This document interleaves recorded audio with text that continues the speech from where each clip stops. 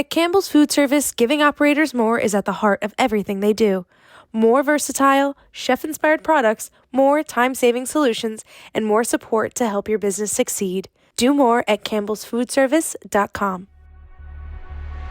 Dutch Bros is buying a small drive-through coffee chain. Pollo Tropical would like to go public. And restaurant operators in Minnesota are pushing back against the ICE crackdown there. Welcome to Restaurant Daily, your daily dose of the most important news in the restaurant industry from the editors of Restaurant Business and Nation's Restaurant News. I'm RB Managing Editor Heather Lally. And I'm NRN Senior Editor Brett Thorne.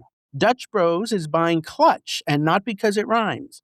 The 1,000-unit drive-through coffee behemoth Dutch Bros has agreed to acquire the 20-unit Clutch Coffee Bar, which operates in the Carolinas.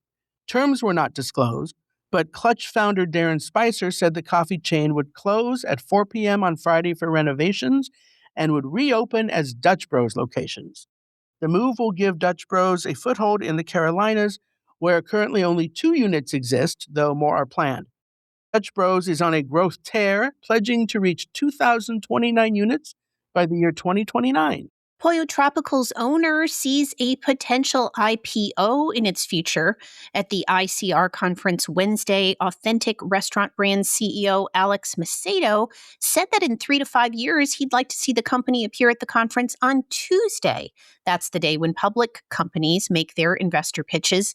He also said ARB would like to acquire 2 or 3 more brands in that time. It currently owns 5 regional concepts, including Primanti Brothers and Mambo Seafood.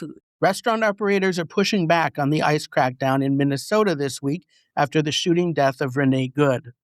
Protests have erupted across the city since the shooting last week by an ICE agent. Many restaurants have closed or cut back hours out of concern for the safety of both guests and staff. Some restaurants are donating a percentage of sales to organizations supporting community members who are afraid to leave their homes, with immigration agents combing the city for potential targets. Chipotle, meanwhile, attempted to deflect a boycott proposed on social media sites after activist investor Bill Ackman of Pershing Square Capital Management donated $10,000 to a fund for ICE agent Jonathan Ross, who killed Renee Good in Minneapolis.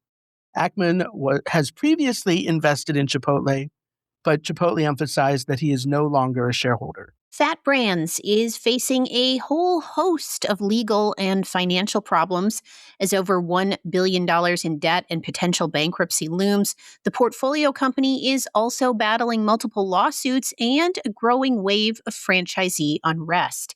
An investigation from Nation's Restaurant News uncovers thorny issues around alleged missing soda rebate payments promised to franchisees.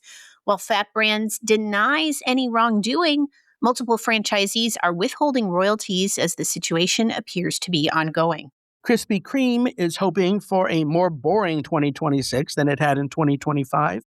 The donut chain is planning to spend this year implementing its revitalization plan, which will feature refranchising markets, using vendors to deliver donuts to retailers, and paying down debt. That came after a brutal 2025 that saw the company's stock fall 60%. But Krispy Kreme CEO Josh Charlesworth said that it learned that there remains demand for its products, as shown by its highly successful opening in Minneapolis, in which the company sold $1 million worth of donuts in just 17 days, a record for the company. Washington, D.C. restaurant Moon Rabbit is celebrating Tet, or Lunar New Year, with a new dessert. Simply called grape, the dessert's components symbolize Vietnamese traditions, yin-yang philosophy, and executive pastry chef Susan Bay's childhood memories. Grapes represents generational togetherness because they come in clusters, but there's a much more detailed story behind the dessert. Read all about it in this week's Behind the Menu. Wingstop is bringing back the COO position for the first time in 4 years. The fast casual brand has promoted Rajneesh Kapoor from President of International to Chief Operating Officer, according to a recent SEC filing. The last time Wingstop had a COO was in 2022, before Michael Skipworth was promoted as head of the brand. With the promotion, 2 other executive leaders, Marissa J. Corona and Albert McGrath, will be exiting the company after their responsibilities were shifted to the reinstated COO role. Why do some brands struggle in Texas? Portillo's has struggled in the state after opening several outlets there. Salad and Go has pulled out of the market completely. Brands get enamored with the market and its population growth, but they often go too aggressively. Portillo's acknowledged that it opened too many locations in the market without the benefit of enough brand recognition. The fast casual chain is planning to spend extra time marketing in Texas and believes that the store's sales can improve. And that should do it for today's edition of Restaurant Daily. Get the latest restaurant news every weekday wherever you get your podcasts. I'm Brett Thorne. And I'm Heather Lally. Have a great day. Thank you for listening to today's episode of Restaurant Daily. Rate us on Apple Podcasts, Spotify, and subscribe. At Campbell's Food Service, giving operators more is at the heart of everything they do.